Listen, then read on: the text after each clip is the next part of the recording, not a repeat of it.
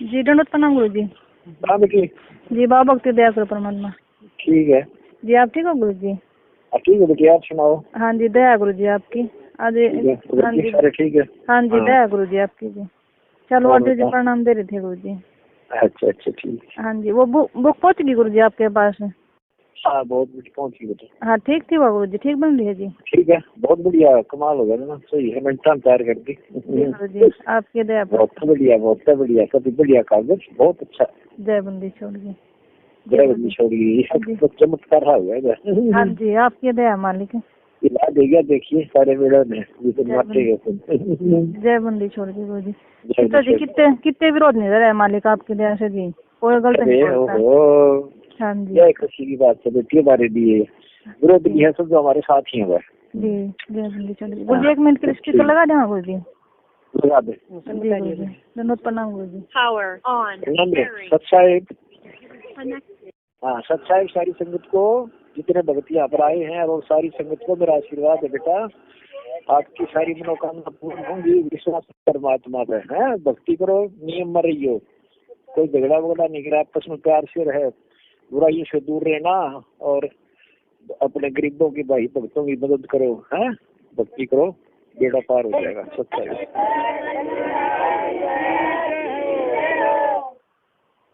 और हम थोड़े दिन में बाहर आ जाएंगे, कोई लीला है परमात्मा की, आप देखते जाओ।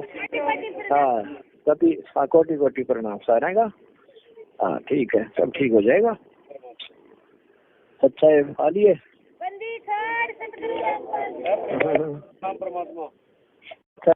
हाँ राजवीर दास लाख महाराज। ठीक है भाई, दया मालिक आपकी दया रखना, परमात्मा चरणों में रखना। ठीक है। अच्छा है। कोटि कोटि प्रणाम गुरु जी। प्रणाम भाई। जसबीर बोलो सर गुरु जी। ठीक हो गुरु जी आप? हाँ ठीक हो भाई। सारा परिवार कोटि कोटि प्रणाम गुरु जी। अच्छा अच्छा। कोई गलती हो गुरु जी माफ कर दियो ना, कोई गलती नहीं। सच्चा है गुरु जी। सच्चा है। कोटि कोटि प्रणाम परमात्मा। प्रणाम भाई।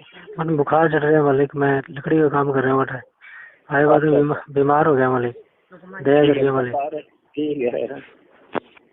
कोटि कोटि प्रणाम परमात्मा। प्रणाम भाई। लकड़ी को मिस्त्री बोलना रहता, दया राखिए मालिक। ठीक है, तेरा नाम राखी रहता। अच्छा ठीक। कोटि कोटि प्रणाम गुरु जी। प्रणाम गुरु जी, जोधपुर डिस्ट्रिक्ट से बोल रहा हूँ गुरु जी। अच्छा अच्छा। मेरे परमात्मा, मेरे को दर्द और सांस की शिकायत हो रही है मालिक। ठीक हो जाएगा, चिंता ना करो। प्रणाम गुरु जी। प्रणाम भाई। हाँ मैं राजस्थान से हूँ, झुंझुनू जिला से। आशीर्वाद, मेरा टाइम हो गया सत्संग।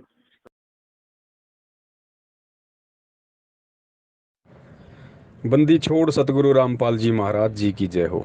परमात्मा की सभी प्यारी आत्माओं को मुझ पवन दास का सत्साहिब। जिस भी भगत भाई ने ग्रुप में ये ऑडियो डाली है, और इस ऑडियो के विषय में कहा जाता है कि ये ऑडियो हिसार जेल से सतगुरु रामपाल जी महाराज जी भेजते हैं। चलो कोई बात नहीं, जैसा जिसको समझ में आए वो उस तरीके से सोच सकता है। किसी की भी सोच के ऊपर कोई प्रतिबंध नहीं है, हर आत्मा स्वतंत्र है, और कोई अपनी स्वतंत्रता का नाजायज फायदा उठा लेता है तो कोई अपनी स्वतंत्रता का फायदा उठा जाता है। खैर अपना मुद्दा कुछ और है। अब देखिए, परमात्मा की ही वाणी है कि चोर चुरावे तूमड़ी गाड्डे पानी माँ, वो गाड्डे व ऊपर आवे सच्चाई छानी ना।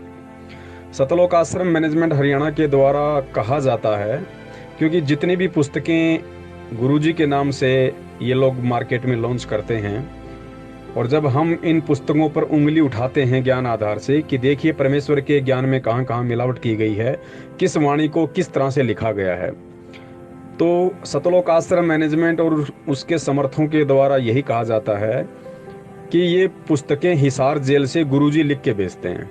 ये पुस्तकें हिसार जेल से गुरुजी लिख कर भेजते हैं।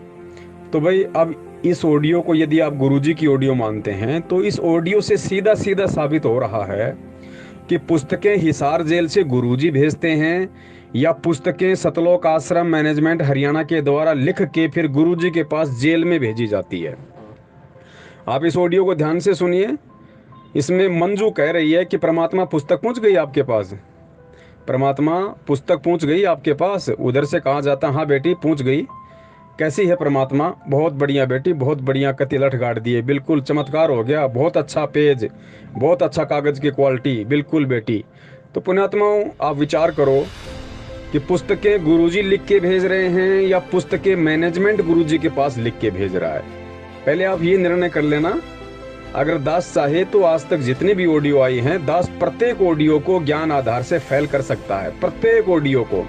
एक नहीं, उन ऑडियो में अनेकों ऐसे पॉइंट हैं जो ये साबित करते हैं कि ये ऑडियो वर्तमान में सतगुरु रामपाल जी महाराज जी के सत भक्ति वाले इस क्षेत्र में किसी भी काम की नहीं है, बिल्कुल 0/0 है। हमारे लिए इनका कोई भी यूज नहीं है, क्योंकि भक्ति मार्ग में केवल परमात्मा के सत्संग, परमात्मा के ज्ञान को आधार बना के ही चला जाता है।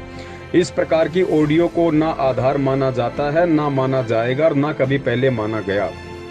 अगर भक्ति करनी है तो भक्ति मार्ग का संविधान परमात्मा का सत्संग है। सत्संग ही मेन स्पिरिचुअल का कॉन्स्टिट्यूशन है। अगर उससे हटके कोई चलेगा या उससे हटके यदि किसी ऑडियो पे विश्वास कोई करेगा, वो आगे चल के गहरी खाई में गिरेगा, इसमें कोई संशय नहीं है, चाहे दास से आज लिखवा लो। तो यही ऑडियो साबित कर रही है कि जितने भी पुस्तकें हैं वो सारी की सारी पुस्तकें हिसार जेल से सतगुरु रामपाल जी महाराज जी नहीं, बल्कि सतलोक आश्रम मैनेजमेंट हरियाणा खुद लिखता है। खुद इस ऑडियो में संत रामपाल जी महाराज जी की बेटी मंजू इस बात का जीता जागता प्रमाण है। वो खुद कह रही है कि परमात्मा पुस्तक आपके पास पहुंच गई क्या, और फिर पूछ रही है कि गुरुजी कोई कमी तो नहीं है, कैसी है? तो उधर से कहा जाता है बहुत बढ़िया, बहुत अच्छा कागज, बहुत बढ़िया, मतलब बिल्कुल चमत्कार कर दिया, एकदम परफेक्ट लिखी है। अब वो उसमें परफेक्ट है या डी परफेक्ट है, अब ये तो उस पुस्तक को कोई पढ़ेगा और फिर परमात्मा के ज्ञान आधार से जब निष्कर्ष निकालेगा तब मालूम पड़ेगा कि कहाँ परमात्मा की वाणियों में हेराफेर कर दी गई है, कहाँ कौन सी भविष्यवाणी में हेराफेर कर दी गई है। तो पुण्यात्माओं, ये संकेत ही होते हैं और ये समझने की आवश्यकता है। और देखो कैसे कैसे भक्तों को मूर्ख बनाया जाता है। इस ऑडियो में 3 या 4 भक्तों ने बात की है। एक कह रहा है कि गुरुजी दया करियो मेरे बुखार है, तो सोचो वो भगत कितना मंदबुद्धि होगा, उसकी बुद्धि का कितना स्तर होगा परमात्मा से इतना ज्ञान लेने के बाद भी। जो परमात्मा वो समझता है अपने स्तर से कि सामने परमात्मा बात कर रहे हैं, तो गुरुदेव ने बताया कि परमात्मा से मांगना क्या चाहिए कि भक्ति दान मोहे दीजियो देवन के देवा हो। और मांग क्या रहा है? गुरुजी मेरा बुखार है। अरे नालायक प्राणी, मेरे मंदबुद्धि भाई, अरे बुखार तो 2 रुपए की टेबलेट से भी ठीक हो जाता है, बुखार का ही परमात्मा से समाधान मांग रहा है। ऐसे ऐसे लोग तो वहां पे मिलाई पे जाते हैं और फिर इन ऑडियो को संगत में भेजा जाता है कि ताकि लोग जो है सत्सेवकों की वीडियो ना देखें, सत्सेवकों की बात ना सुने।